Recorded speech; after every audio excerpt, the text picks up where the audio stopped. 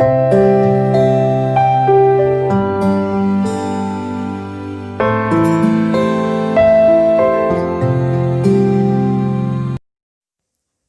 Viewers, কেমন আছেন সবাই? আশা করছি সবাই অনেক অনেক ভালো আছেন। তো আমি আজকে আপনাদেরকে দেখাবো শ্যামলা বা উজ্জ্বল শ্যামলা ত্বকের জন্য আপনারা কিভাবে খুব সহজে ফাউন্ডেশনের মাধ্যমে মেকআপ কমপ্লিট করতে পারেন। তো এই জন্য আমি প্রথমে একটা প্রাইমার ব্যবহার করব। তো প্রাইমার ব্যবহার করার পূর্বে অবশ্যই যে কোনো ভালো ক্লিনজার দিয়ে ফেসটা ক্লিন করে নিতে হবে এবং যে কোনো স্ক্রাবার দিয়ে মুখটা স্ক্রাব করে নিতে হবে। তাহলে কিন্তু ফাউন্ডেশনটা খুব ভালোভাবে বসবে। আর স্ক্রাব করার পরে অবশ্যই যে কোনো ভালো ময়শ্চারাইজার আপনারা ব্যবহার করবেন, অর্থাৎ প্রাইমার লাগানোর আগে। তাহলে মেকআপটা খুব সুন্দরভাবে বসবে। তো আমি এখানে যেহেতু হাতে আপনাদেরকে মেকআপটা করে দেখাচ্ছি, জানি না কতটা ভালো দেখাবে, যেহেতু কিন্তু হাতের স্কিন আর মুখের যে স্কিন সেটা আলাদা হয়। তো তারপরেও আসলে বোঝা যাবে যে কতটা কেমন দেখতে হয়। তো আমি এখানে প্রথমে প্রাইমারটা ব্যবহার করেছি এবং 30 সেকেন্ড অপেক্ষা করব। আর যে কোনো প্রাইমার ব্যবহার করার পূর্বে অবশ্যই 30 সেকেন্ড অপেক্ষা করবেন। এরপর আমি ব্যবহার করব ওয়েট অ্যান্ড ওয়াইল্ডের যে ডেজার্ট বেসড ফাউন্ডেশনটা পাওয়া যায় সেটি, কারণ এটি শ্যামলা, উজ্জ্বল শ্যামলা এবং অয়েলি স্কিনের জন্য খুবই ভালো।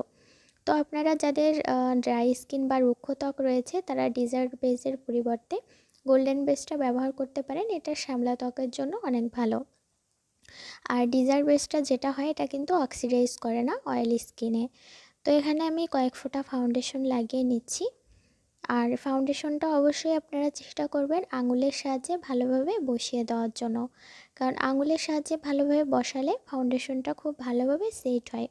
আর এভাবে চেপে চেপে বসানোর চেষ্টা করবেন, কখনোই কিন্তু ঘষে ঘষে লাগাবেন না, তাহলে ফাউন্ডেশনটা ভালো হবে না। আর যে কোনো ভালো বিউটি ব্লেন্ডার ব্যবহার করবেন। আর অবশ্যই চেষ্টা করবেন ভালো মানের বিউটি ব্লেন্ডার ব্যবহার করার জন্য, কারণ বিউটি ব্লেন্ডারটা যত ভালো হবে মেকআপটা খুব সুন্দরভাবে বসতে সাহায্য করবে। তো আমি এখানে বিউটি ব্লেন্ডারের সাহায্যে মেকআপটা সেট করে নেওয়ার চেষ্টা করব। এটা হচ্ছে আই ম্যাজিকের একটা বিউটি ব্লেন্ডার, এটা কিন্তু অনেক সফট একটা বিউটি ব্লেন্ডার। তো আমি এভাবে চেপে চেপে ফাউন্ডেশনটা বসানোর চেষ্টা করছি। যেহেতু হাতে কিন্তু ভালোভাবে বসতে চায় না, তারপরেও দেখতে পাচ্ছেন মোটামুটি ভালোভাবে বসছে। আর মুখে কিন্তু অনেক সুন্দরভাবে সেট হবে এই ফাউন্ডেশনটা। তো এভাবে চেপে চেপে খুব ভালোভাবে বসাতে হবে, কখনোই ঘষে ঘষে লাগাবেন না, তাহলে কিন্তু ফাউন্ডেশনটা বাজে দেখাবে। এই জন্য অবশ্যই চেপে চেপে বসানোর চেষ্টা করবেন।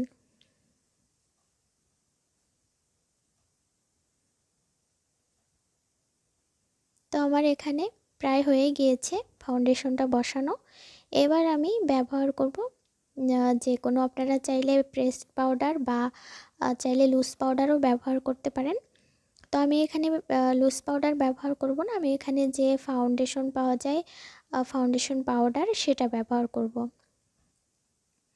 তো যাদের স্কিনে কালো দাগ রয়েছে, অর্থাৎ বিভিন্ন ধরনের ডার্ক সার্কেল বা বিভিন্ন ধরনের ব্রণের কালো দাগ থাকে, সেটা ঢাকার জন্য আপনারা ওয়েট অ্যান্ড ওয়াইল্ডের যে মিডিয়াম বেস কনসিলার পাওয়া যায় সেটা ব্যবহার করতে পারেন।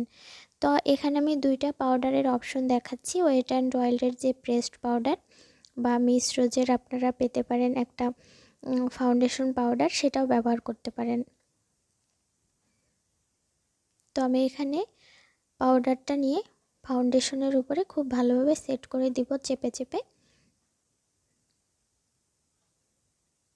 তো এভাবে বসানোর পরে আপনারা চাইলে যে কোনো ভালো হাইলাইটার ব্যবহার করতে পারেন। তো আমি এখানে শিমারের যে গোল্ডেন কালারের হাইলাইটারটা পাওয়া যায় সেটা ব্যবহার করব।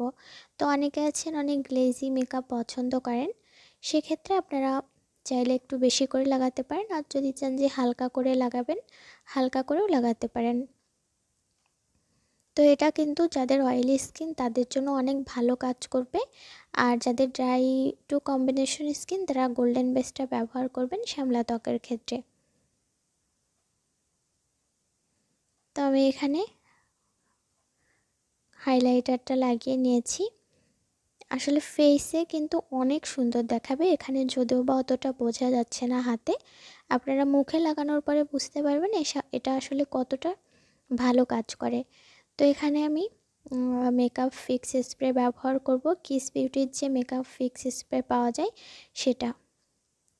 এটা অয়েলি স্কিনের জন্য কিন্তু মোটামুটি অনেক ভালো কাজ করে। তো এই ফিক্স স্প্রেটা আসলে একটু দূর থেকে লাগাতে হয় এবং লাগিয়ে 1 মিনিট অন্তত কথা বলবেন না বা মুখ নাড়াচাড়া করবেন না, তাহলে ফাউন্ডেশনটা খুব ভালোভাবে সেট হবে। তো দেখতে পাচ্ছেন আমার মেকআপটা কতটা সুন্দর হয়েছে, যদিও বা অতটা হাতে বোঝা যাচ্ছে না। আর আমি এখন আপনাদেরকে পানির সাহায্যে দেখানোর চেষ্টা করছি যে এটা আসলে কতটা ওয়াটারপ্রুফ।